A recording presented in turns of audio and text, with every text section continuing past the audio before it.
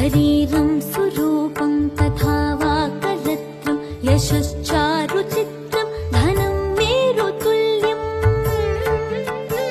मनश्चेन लग्नं गुरोरङ्घ्रिपद्मे ततः किं ततः किं ततः किं ततः किम्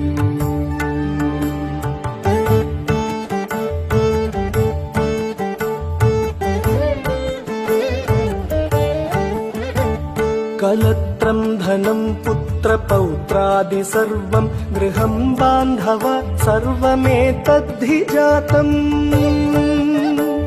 मनश्चेन्न लग्नं गुरोरङ्घ्रिपद्मे ततः किं ततः किं ततः किं ततः किम्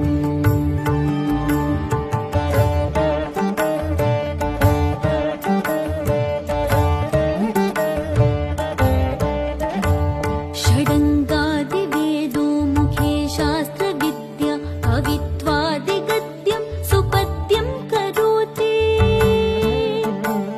मनश्चेन लग्नं गुरोरङ्घ्रिपद्मे ततः किं ततः किं ततः किं ततः किम्